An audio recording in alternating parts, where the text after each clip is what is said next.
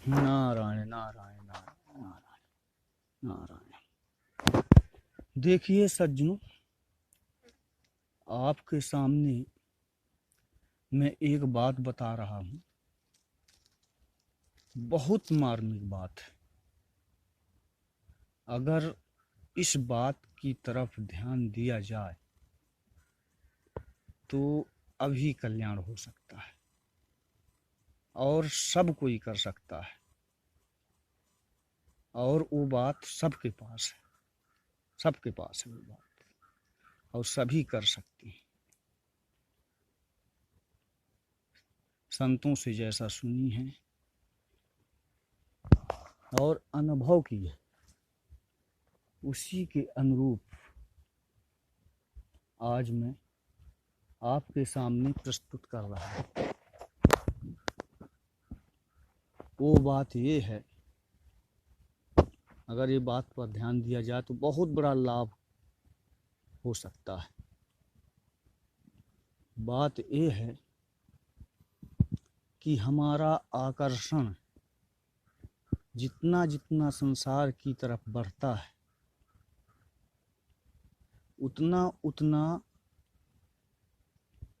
परमात्मा की तरफ से मंजिल हमारी दूर होती जाती है। जितना आकर्षण संसार का बढ़ेगा, उतना उतना परमात्मा की तरफ से मंजिल, यानी परमात्मा से हम दूर होते चले जा रहे हैं। बहुत मार्मिक बात है, दूर होते ही चले जा रहे हैं। जितना बढ़ेंगे संसार के आकर्षण में फंसेंगे, उतना परमात्मा की मंजिल से दूर होते चले जाएंगे और संसार में फंसते चले जाएंगे। बहुत मार्मिक बात है। और इस संसार होने के लिए, इसके लिए महापुरुषों ने मार्ग बताया।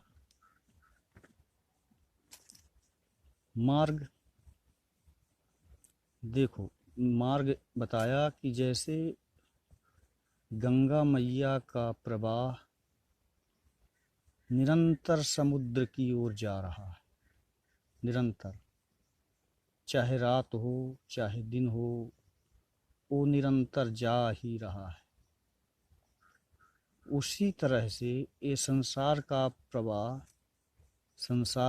प्रवाह जो है नाश की ओर निरंतर जा रहा है। निरंतर, हर समय, चाहे रात हो दिन हो, यानी हर क्षण जा रहा है।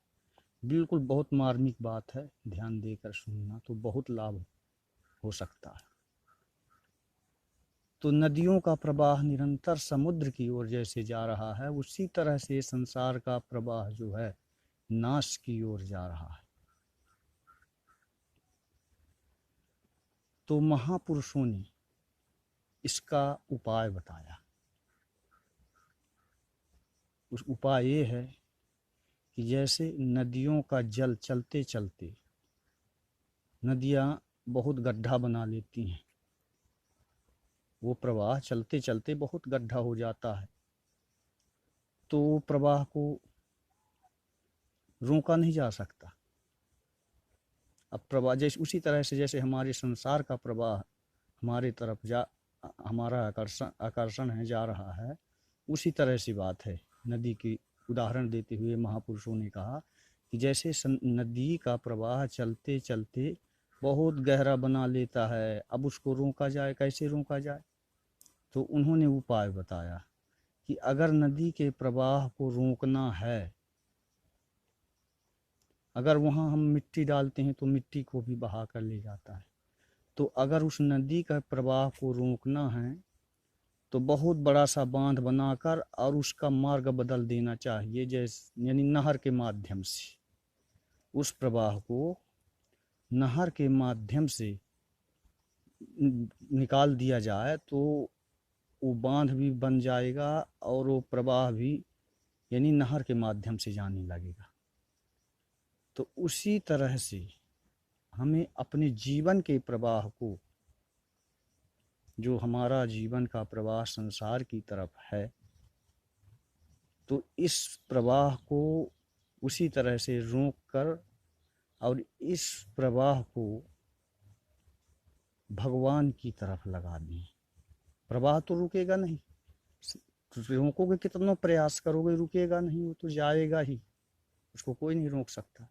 उसका मार्ग बदलने से वो फिर इतना लाभ हो जाएगा कि जब वो मार्ग जो बदल जाएगा, उस मार्ग से जल जाने लगेगा तो फिर बांध जो है नहीं फूट सकता।